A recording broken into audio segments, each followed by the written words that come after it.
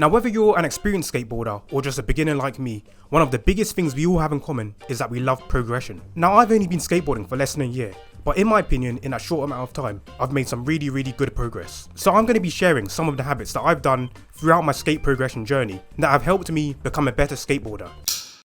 So today I got a delivery and I'm really excited to unbox this and show you what's inside because I've been waiting for at least 2 weeks for this. There you go, so that's a massive clue on what it is. And let's take a look at the shoes I went for. They are the Nike Skateboarding Niger 3s. Because the previous skateboarding shoes I used were just some generic £10 shoes off of Shein. And then they literally lasted me 2 weeks and then they started ripping on the side. So I just knew instantly that I need to invest in some shoes which are actually good and designed for skateboarding. So here they are. Based on design, I'll give these shoes a 10 out of 10. But now I guess it's all down to how they feel on the feet while skateboarding. So it's time to put them to the test. So this is my first ever ollie attempt wearing the new Nike Houston shoes. So as you can see, the shoes feel completely different to what I'm usually used to wearing. They're just a little bit more slippery to like what I'm used to skating with. But I suppose the actual material on the shoe itself is very slippery and very smooth. So like when I'm flicking the board to do the ollie, my foot just feels very just slippery on the deck, if you know what I mean. It's nothing too major. That's just a very small fix I have to make now, just so I can get used to skating with the Nigers. So the first habit is to set goals. Okay, so this is probably the most important thing if you want to just make progress in any way in skateboarding.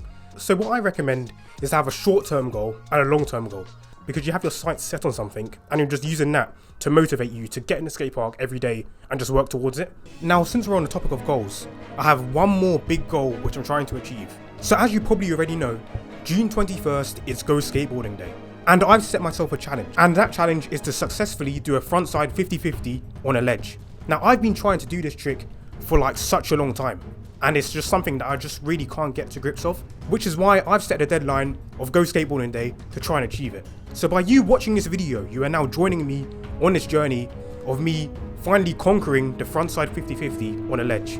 So the clock is ticking, the deadline is approaching, and the pressure is on. So make sure you stick with the channels so you can see if I successfully manage to get the 50-50 or if I completely fail. So in order to make fast 50-50 progress, I need to keep track of what I currently can do and what I can't do. So when it comes to ollie and upper curb, just normally, I can't do that consistently. So I can say I can do it about 30% of the time. So maybe that's just one thing, first of all, I need to get really comfortable with. But when it comes to ollie and upper curb sideways, standing still, I can do that pretty much all the time. But the only struggle I have there is that I can't land in like a 50-50 grind position. And then another thing which I can't do is ollie and upper curb sideways while moving. So if you look at the clip on the screen right now, you can see I'm trying to ollie onto it while moving and get in a 50-50 position at the same time. And that's just something I literally can't do. So yeah, those are the things I currently can do and can't do.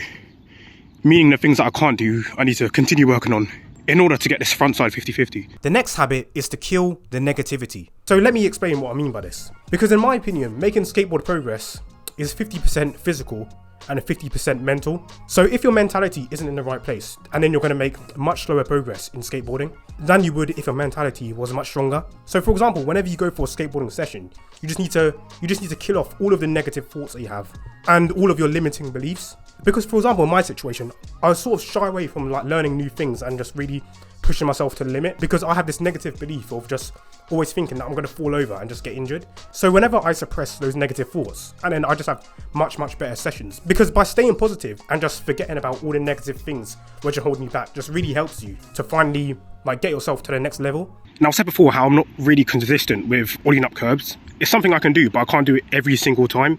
So today my main focus is to ollie up the curb and make sure I'm consistent. So making sure I get it 99.9% of the times. And all that will just help me for my training for this 50-50 ledge grind that I'm trying to do.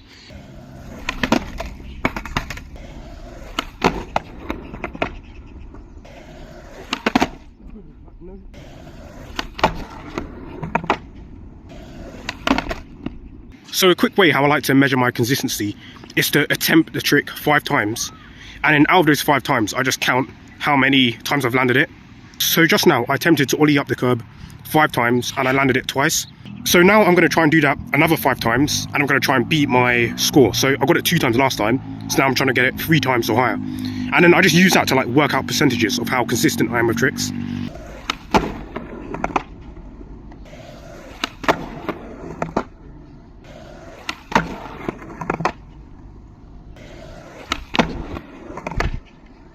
So there we go, mission accomplished.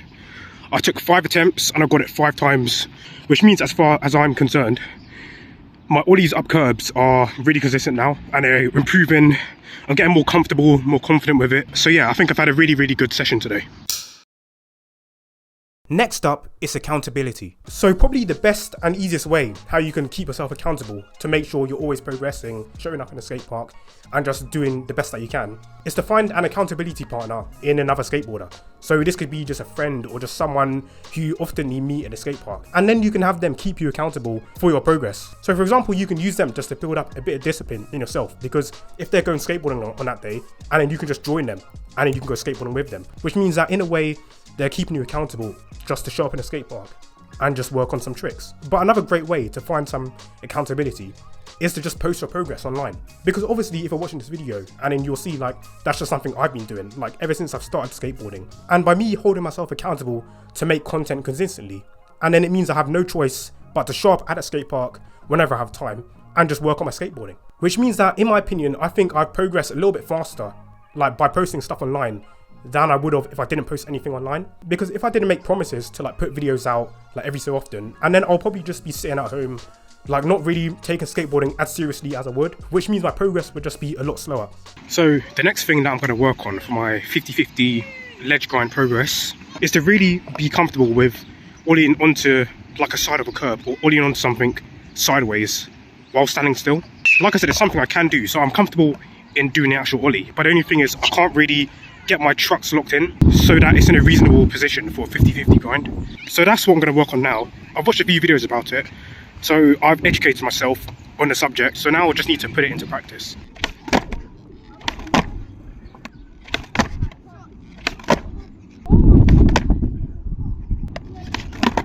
So to be honest, I only think I landed it in like a 50-50 grind position only once, which isn't really like good enough really. I need to be doing it every single time if I want to be grinding that ledge. I know exactly what to do. I need to like lock it in so my wheels are just on the side of the ledge. But for some reason, it's just harder than I thought it was to like really like get that locked in. I just need to really work on like where I'm landing the board under my feet.